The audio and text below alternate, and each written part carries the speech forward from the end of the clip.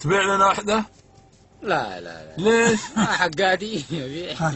طيب عطنا واحدة كذا. ها؟ عطنا واحدة كذا. اعطيك حاجه انا حقتها يا شيخ. ما في شيء، قول له ضاعت. اقول له ضاعت؟ ما حرام، بعدين في ضاعت الشبر فيه ضاع.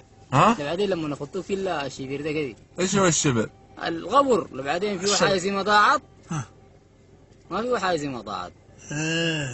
يعني حساب هناك. والله حسابها سير. طيب ايش رايك بالله في ثغره ما انت صالح فيها؟ تحس ترتاح نفسيتك؟ الحلال؟ ايوه انت ماشي فيها يعني مرتاح نفسيا الحمد لله. سبحان الله.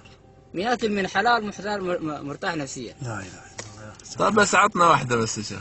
شيخنا والله يديك. الله يرحمه. زي السما للوطا. حطها في صندوق. زي السما للوطا. كيف زي السماطة؟ السما والوطا قرية قراب بعض. لا بس انا كان بديك نعجة يا شيخ. والله. لو ايه؟ لو انا اديتك نعجة السما والوطا نطبق صوت تكون يعني قراب بعض. نعطيك 200 ريال. مستحيل يعني، مستحيلة من السما والوطا تكون مع بعض صح؟ نعطيك 200 ريال. والله كنت تعطيني 200,000 يا شيخ.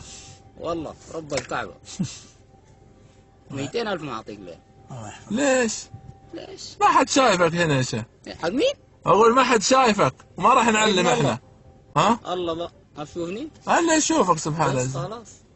بعدين بتحاسبني انت ولا حاسبني ربي؟ مر ابن عمر على رويع غنم في صحراء، فقال له امتحانا: بعنا من هذه الشياه.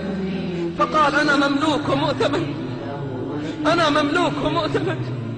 فقال ابن عمر ممتحنا إيمانه: قل للمالك أكلها الذئب.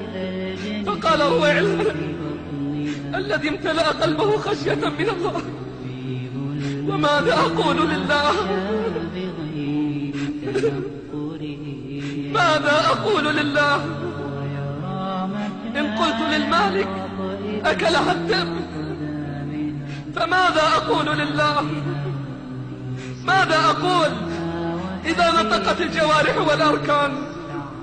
فبكى ابن عمر وأرسل إليه من يعتقه وقال له: كلمة اعتقتك في الدنيا، كلمة اعتقتك في الدنيا، أسأل الله أن تعتقك يوم أن تلقاه.